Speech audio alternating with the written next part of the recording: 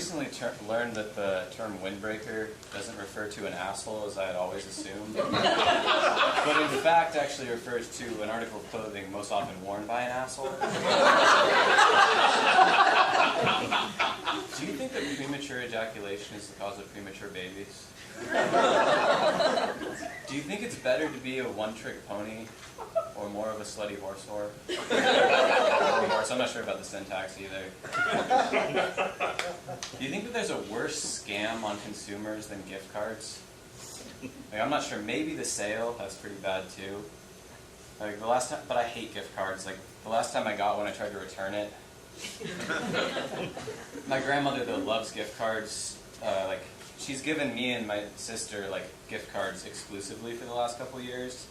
And even though she's the kind of grandmother who's like brainwashed by Fox News and all that, I give her the benefit of the doubt, and I don't think the reason she does it is to like benefit corporations at her own expense. I think that the reason she does it is because that way she feels like we're not going to be able to buy drugs with her money.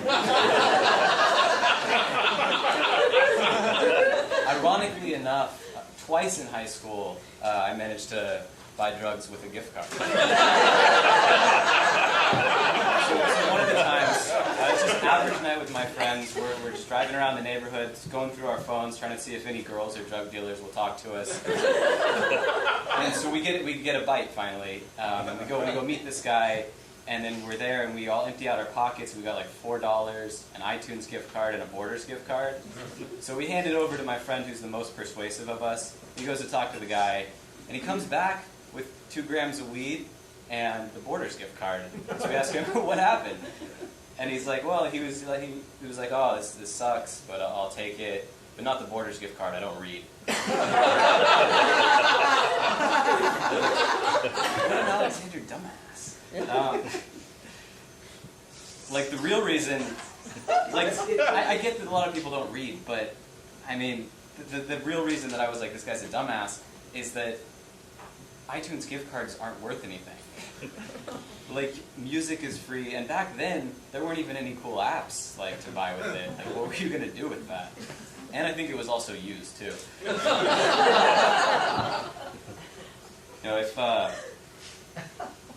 religion's the opiate of the masses, I think Buddhism is the marijuana.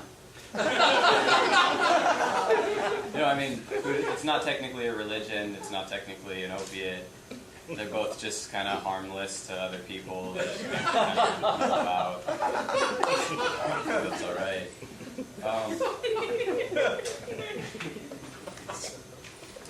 Look at my notes.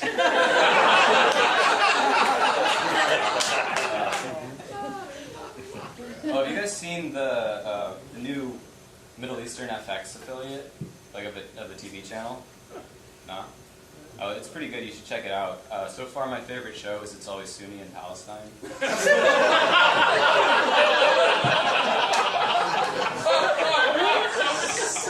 I think that Family Feud might be the dead end of racism.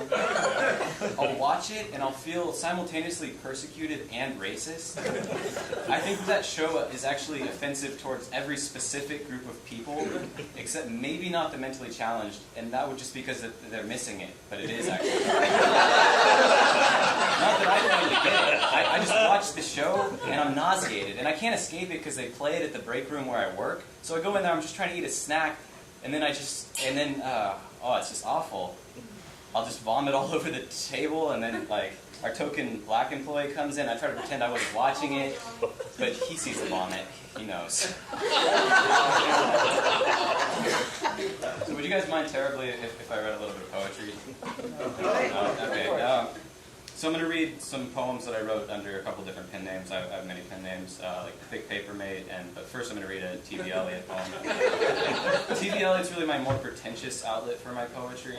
I know all poetry is inherently pretentious, but I just felt I had to go further. And I think that's because of my elitist white trash upbringing, which I've talked about here before. But if you don't know what I'm talking about, one other example is my sister and I are people raised that way that refuse to drink soda unless it's cut with alcohol.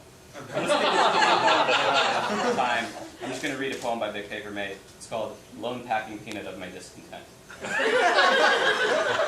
I don't think I'm actually going to read it. The title's better. I don't write one sentences, but I write runaway sentences.